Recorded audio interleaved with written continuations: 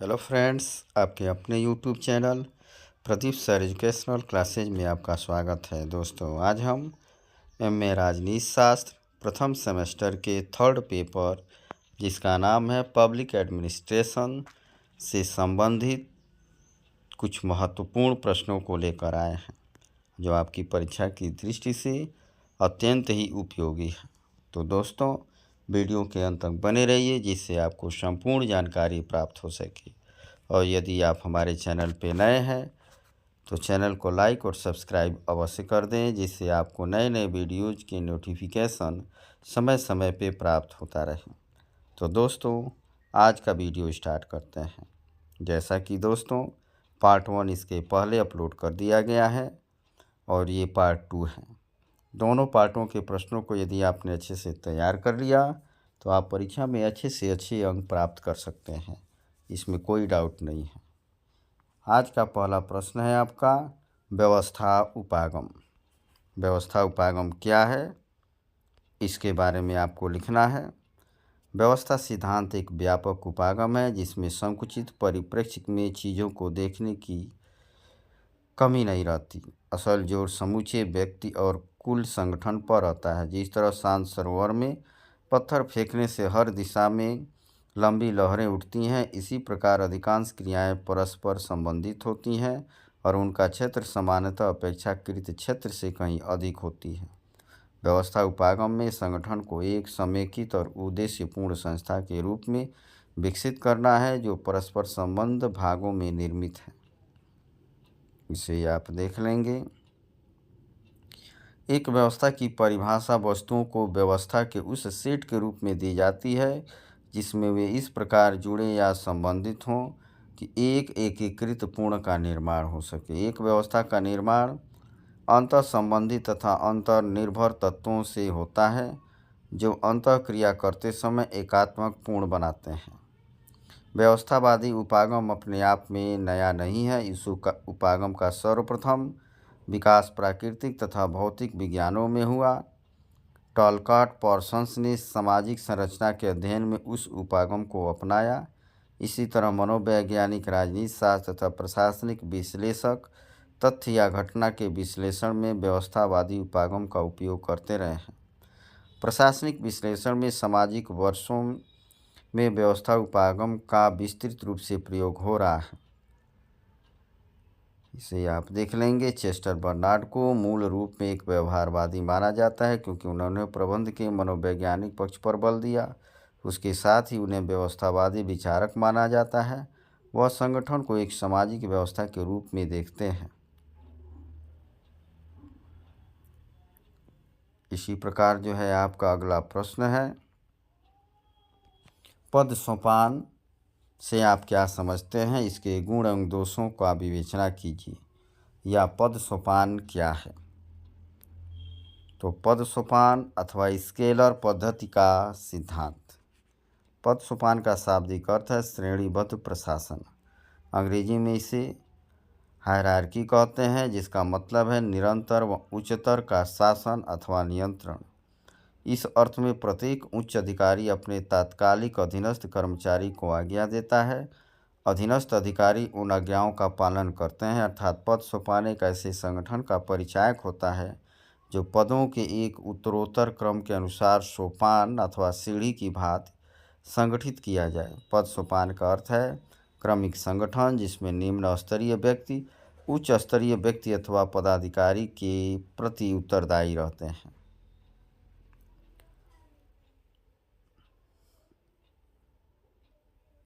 ये आप देख लेंगे।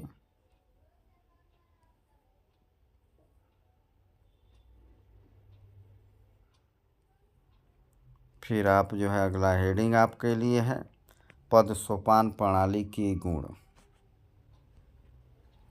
आदेश की एकता सिद्धांत का इसमें पालन होता है। दूसरा, नेतृत्व का निर्धारण होता है, अर्थात संगठन को पद सोपान द्वारा भिन्न भिन्न स्तरों में विभाजित करके यह सुनिश्चित कर दिया जाता है कि कौन किसका नेतृत्व करेगा तथा निर्णयों के लिए कौन उत्तरदायी होगा। सामग्रीकरण होता है। पद सोपान के संगठन की इकाइयाँ परस्पर एकीकृत और सुसंबद्ध रहती हैं, उचित मार्ग द्वारा कार्य किया जाता है, उत्तरदायित्व का प्रत्यायोजन होता है, प्रशासन में सूचना माध्यम का कार्य होता है, समन्वय रहता है। यह सिद्धांत समूचे विभाग की कार्रवाइयों में समन्वय स्थापित करने में सफल होता है। क्योंकि सत्ता की अंतिम सूत्र शिखर के अधिकारी के पास रहते हैं, इसलिए वह विभाग की विभिन्न शाखाओं की गतिविधियों में तालमेल बैठा सकता है। फिर पद सोपान के आप दोष लिख लेंगे। कार्य में विलंब, इस पद्धति का सबसे बड़ा दोष यह कि इसमें कार्य में विलंब होता है। इसमें प्रत्येक पत्रावली को हर स्तर के अधिकारियों के माध्यम से गुजरना होता है। प्रत्येक अधिकारी के यहाँ पत्रावली पर आवश्यक कार्रवाई करने में कुछ समय लगता है, अतः इस पद्धति में निर्णय लेने में काफ़ी देर लग जाती है। लाल फीताशाही तथा नौकरशाही, औपचारिक संबंधों पर आधारित। और अगला आप लिख लेंगे लचीलेपन का अभाव। इसी क्रम में आपका अगला प्रश्न है नियंत्रण का विस्तार क्षेत्र, स्पान ऑफ कंट्रोल, ये देख लेंगे। नियंत्रण का विस्तार क्षेत्र उन अधीनस्थों या संगठन की इकाइयों की संख्या है जिनका निर्देशन प्रशासन स्वयं करता है। यह धारणा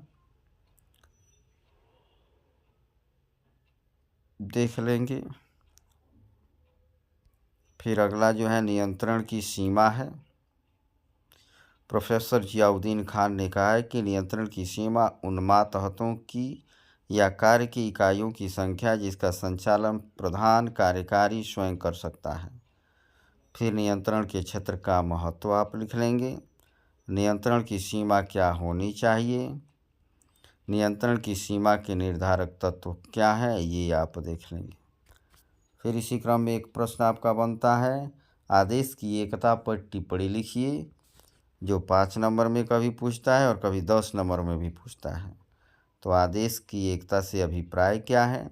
आदेश की एकता का अर्थ है कि संगठन के अंतर्गत कार्य करने वाला कोई भी कर्मचारी अपने से ऊंचे एक से अधिक अधिकारी से आदेश ग्रहण नहीं करेगा।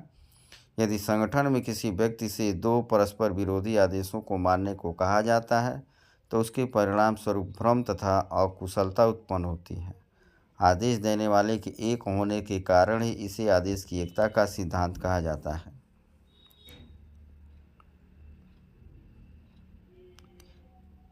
फिर आदेश की एकता के सिद्धांत की आवश्यकता क्यों है?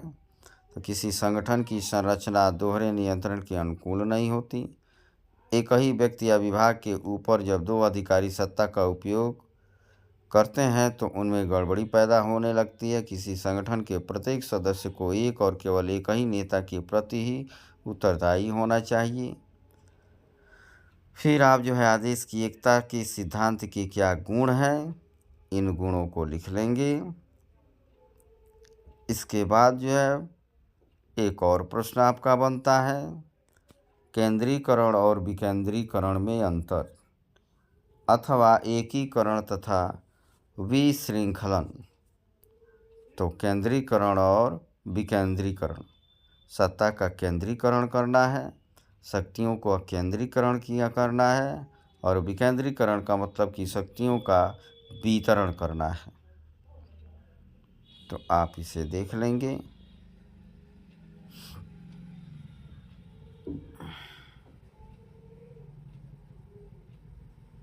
अगला प्रश्न इसी क्रम में बनता है आपका समन्वय, कोऑर्डिनेशन।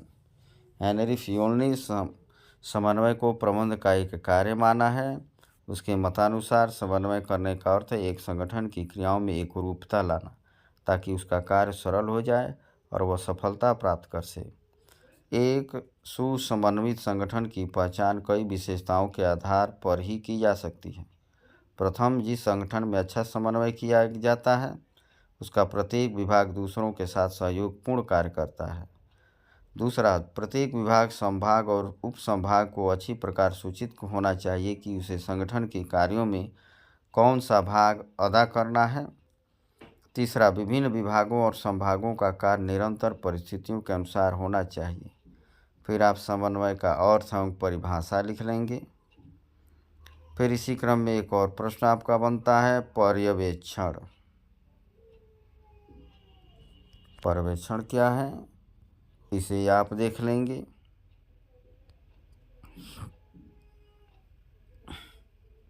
इसी क्रम में एक और प्रश्न आपका बनता है, सत्ता और उत्तरदायित्व पर टिप्पणी लिखिए।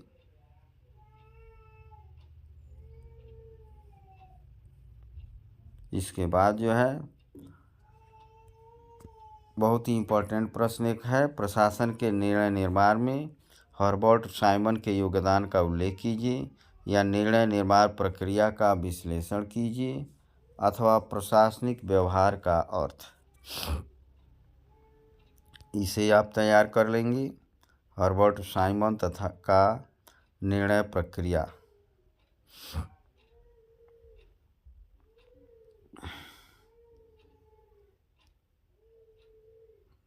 साइमन के अनुसार निर्णय लेने की आवश्यकता उस समय उत्पन्न होती है जब व्यक्ति के पास किसी कार्य को करने के लिए बहुत से विकल्प हों, परंतु व्यक्ति को छंटनी की प्रक्रिया के माध्यम से केवल एक ही विकल्प का चुनाव करना होता है। टेरी ने लिखा है कि दो विकल्पों में से सर्वश्रेष्ठ विकल्प का चुनाव करना ही निर्णय कहलाता है। साइमन ने निर्णय की प्रक्रिया को निम्नलिखित 3 चरणों में बांटा है: अन्वेषण क्रिया, डिजाइन क्रिया, चयन क्रिया। फिर आपका एक प्रश्न बनता है, अभिप्रेरणा के आवश्यकता की प्राथमिकता की क्रमिकता के सिद्धांत का वर्णन कीजिए, या आवश्यकताओं की क्रमिकता का विश्लेषण करें, या अभिप्रेरणा क्या है। तो अभिप्रेरणा पर मेस्लो का सिद्धांत आप देख लेंगे। इसे आप 5 शीर्षकों के अंतर्गत लिख लेंगे, क्योंकि मैस्लो ने प्राथमिकता के आधार पर आवश्यकताओं को 5 भागों में बांटा है: शारीरिक मूलभूत आवश्यकताएं, सुरक्षात्मक आवश्यकताएं, सामाजिक आवश्यकताएं, समान तथा स्वाभिमान की आवश्यकता, आत्मविश्वास तथा आत्म परिपूर्ति संबंधी आवश्यकता। फिर आप लिख लेंगे मैस्लो के सिद्धांत के मुख्य तत्व।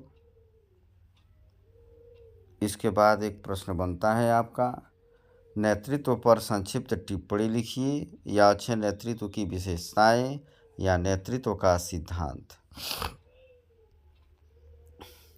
तो आप नेतृत्व की परिभाषा लिख लेंगे। जॉर्ज आर टेनी ने नेतृत्व को उस योग्यता के रूप में परिभाषित किया जो उद्देश्यों के लिए स्वेच्छा से कार्य करने हेतु प्रभावित करता है। लिविंगस्टन के अनुसार नेतृत्व में से आशय उस योग्यता से है जो अन्य लोगों में एक सामूहिक उद्देश्य का अनुसरण करने की इच्छा जागृत करती है। फिर नेतृत्व की विशेषताएं अर्थात लीडरशिप की विशेषताएं क्या हैं, तो अनुयायियों को एकत्रित करना, आचरण एवं व्यवहार को प्रभावित करना, पारस्परिक संबंध, सामूहिक लक्ष्य। फिर नेतृत्व के क्या कार्य हैं, इसे आप देख लेंगे। इसके बाद पुनः एक प्रश्न आपका बनता है, प्रशासन में संचार की भूमिका की विवेचना कीजिए। इसे निम्न बिंदुओं के अंतर्गत आप जो है भली भांति समझ सकते हैं: नियोजन एवं संचार, संगठन एवं संचार, उत्प्रेरणा एवं संचार, समन्वय एवं संचार, नियंत्रण एवं संचार, निर्णय एवं संचार, प्रभावशीलता, न्यूनतम व्यय पर अधिकतम उत्पादन। इसके बाद पुनः आपका एक प्रश्न बनता है, प्रशासन या प्रशासन में मनोबल। मनोबल क्या है? एल डी वाइट के शब्दों में मनोबल एक व्यक्ति या समूह की अंतर्निहित संपत्ति है। चेस्टर बर्नार्ड के शब्दों में मनोबल एक स्व प्रेरित प्रेरणा है जो लोक सेवकों के दिल और दिमाग में निवास करती है। मूनी के शब्दों में मनोबल कतिपय मनोवैज्ञानिक गुणों का योग है। इन गुणों में निश्चय, आत्मविश्वास, साहस आदि सम्मिलित है। इसके बाद पुनः आपका एक और प्रश्न बनता है जो अधिकतर बड़े प्रश्न के रूप में पूछता है। स्टाफ तथा सूत्र अभिकरण में अंतर करें तथा कानून अभिकरणों के कार्यों की समीक्षा कीजिए, अथवा सूत्र तथा मंत्रणा में विभेद कीजिए। तो स्टाफ तथा सूत्र अभिकरण में अंतर या लाइन अभिकरण और स्टाफ अभिकरण के अर्थों को अलग अलग समझ लेने से ही दोनों का अंतर स्पष्ट हो जाता है। संगठन और कार्य दोनों दृष्टि से दोनों अभिकरणों के बीच अंतर पाया जाता है। दोनों के अंतर को इस प्रकार से सूचीबद्ध किया जा सकता है। लाइन अभिकरण का संबंध कार्य निष्पादन से है, जबकि स्टाफ अभिकरण का संबंध सलाह देने और नियोजन से है। जहाँ लाइन अभिकरण क्रियात्मक है, वहीं स्टाफ संस्थागत। लाइन का काम है कार्य करना और स्टाफ का काम है उसको आसान बनाना। ये सब आप देख लेंगे।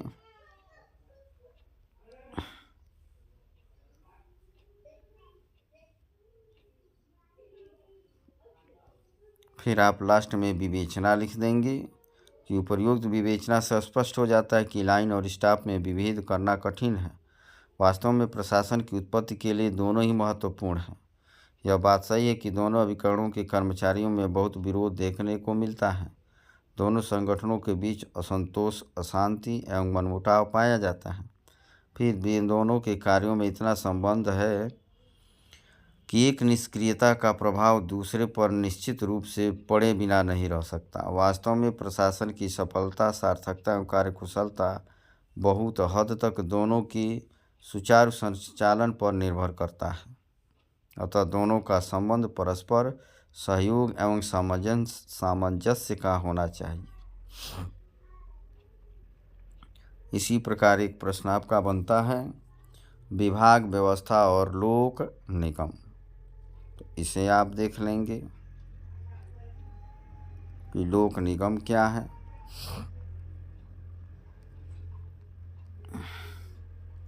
फिर एक और प्रश्न आपका बनता है, लोक निगम पर संसदीय नियंत्रण की विवेचना कीजिए।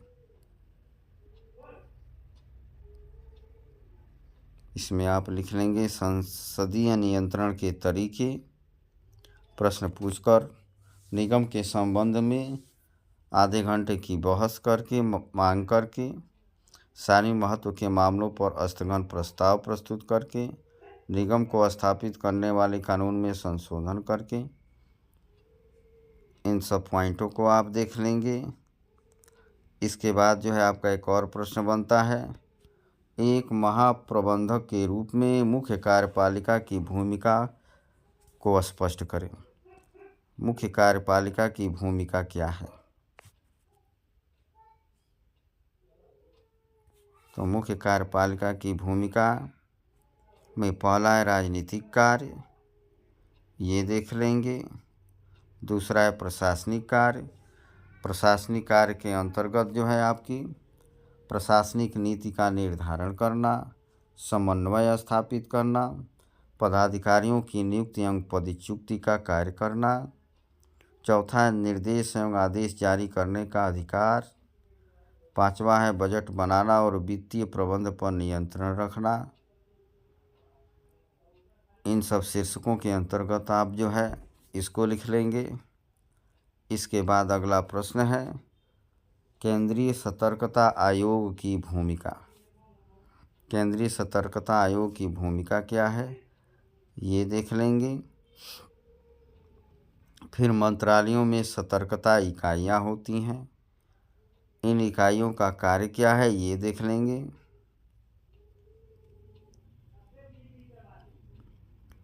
फिर जो है आपका एक और 5 नंबर या 10 नंबर में पूछता है कि योजना आयोग क्या है, इसे आप देख लेंगे।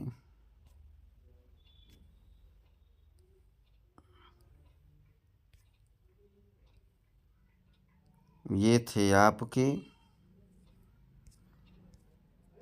पॉलिटिकल साइंस पार्ट 2 के कुछ महत्वपूर्ण प्रश्न जो आपकी परीक्षा की दृष्टि से अत्यंत ही उपयोगी है। तो दोस्तों, पार्ट 1 और पार्ट 2 के प्रश्नों को आप अच्छे से तैयार कर लें। इनमें प्रमुख जो हेडिंग है उन हेडिंगों को आप लिख लें, जिससे कि प्रश्न जो है और आसानी से तैयार हो सके। वीडियो देखने के लिए धन्यवाद।